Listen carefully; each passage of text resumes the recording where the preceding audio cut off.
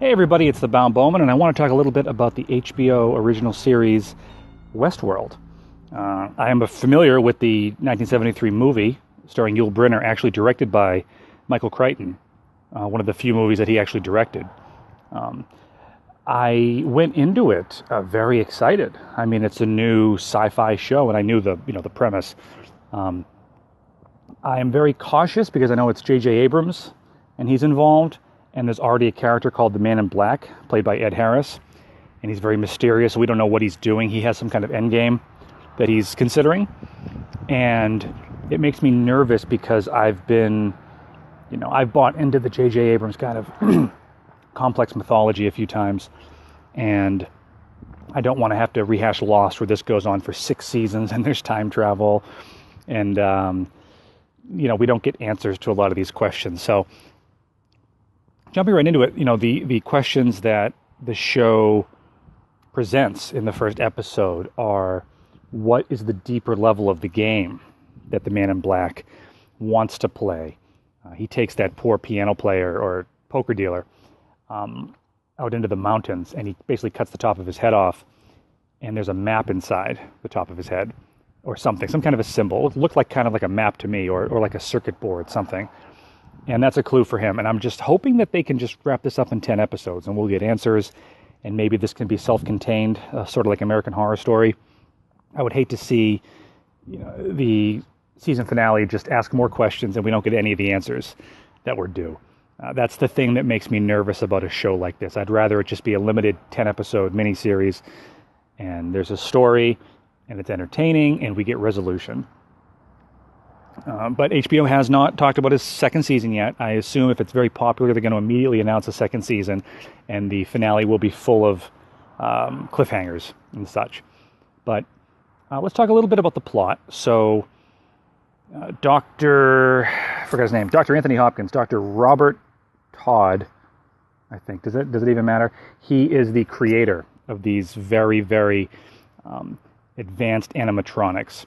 And of course, Westworld, the way that the acts build together, I really appreciate it. So you first see James Marsden, who you might know as Cyclops from X-Men, but I remember as Liz Lemon's boyfriend on 30 Rock.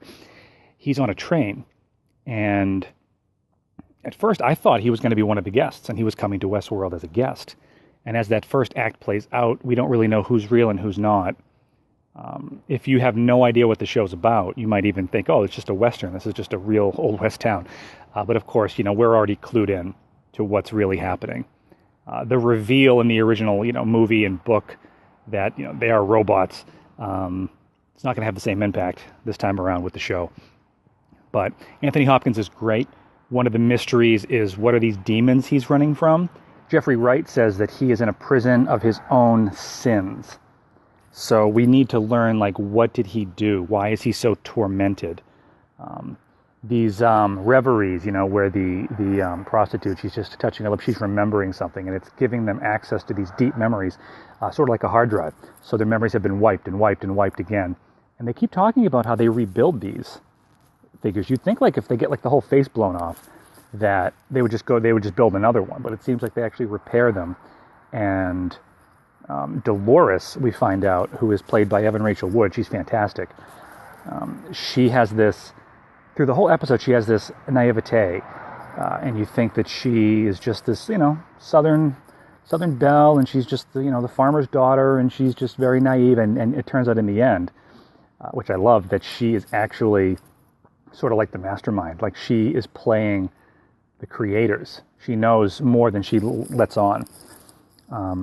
I got a little bit off track. So the 3-act structure plays out like a twisted Groundhog Day, where each repeat, you see how the AI allows the hosts to adapt. So the first time when James Marsden, whose character is named Teddy, I think, the first time there's no one else there. So he and Thandie Newton, who plays the madam, she's great too.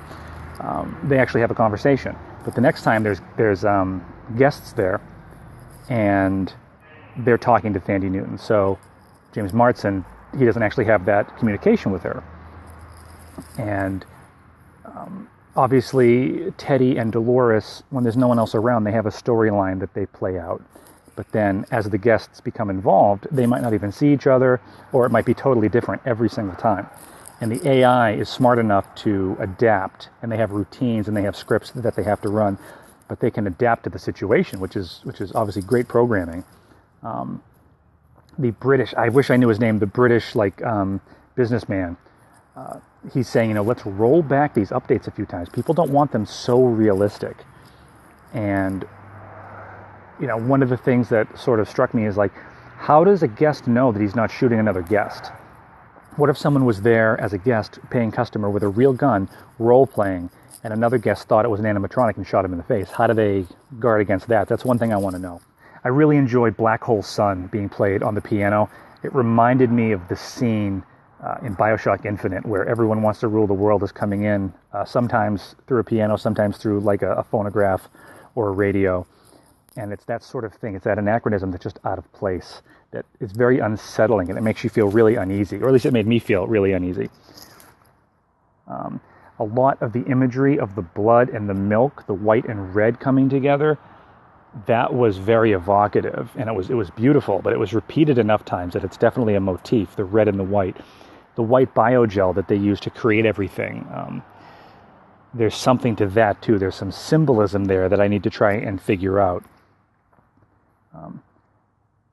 So when we find out that James Marsden is not a guest, I thought that was a pretty good reveal. The scene with Anthony Hopkins talking to the old gunslinger, one of his oldest creations, and they're having a conversation, and it's kind of like father and son almost talking. And he says to him, go put yourself away. And he goes and lays down, zips himself up in the body bag. That was terrifying.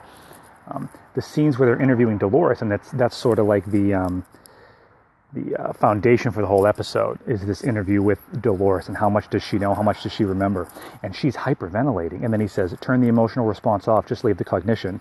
And then she calms down, and she says, I want to wake up from this dream because I'm terrified. There's something really scary about that, really unsettling about being aware that you're in a dream, expressing you're terrified, and that she's feeling it, but the emotional response itself is turned off.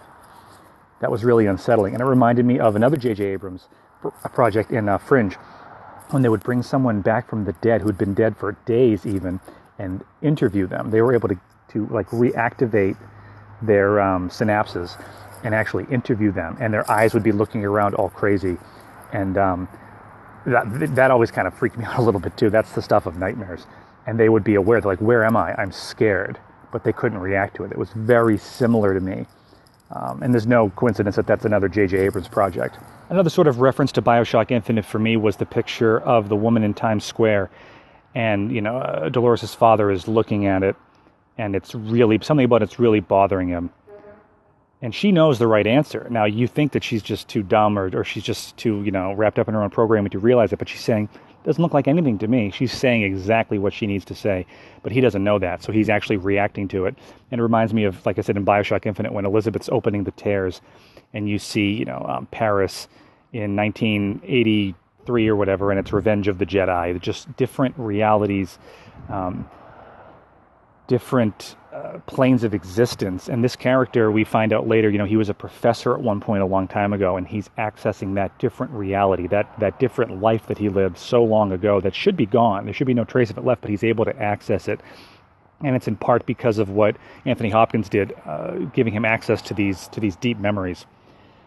The use of music in the episode was really beautiful. I already mentioned Black Hole Sun on the piano, which the minute I recognized the melody, it was really unsettling.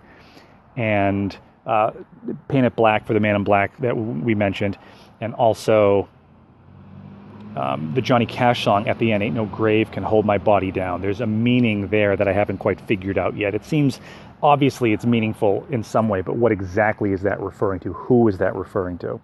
We're miles beyond a glitch here. And at the end, there's the motif where the fly is going across people's eyes, and they're programmed to not hurt a living thing. And the very last thing we see is Dolores kill the fly.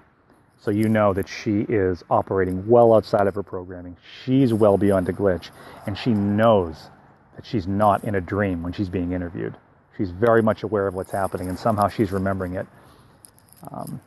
So a lot of great characters, a lot of great promise here. I'm hoping HBO does right.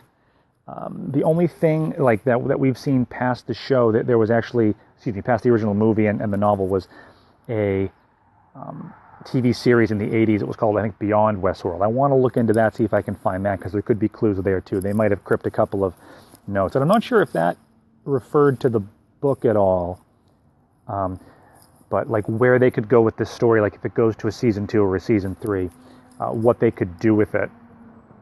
Because either the robots come to life and murder everyone, or they don't.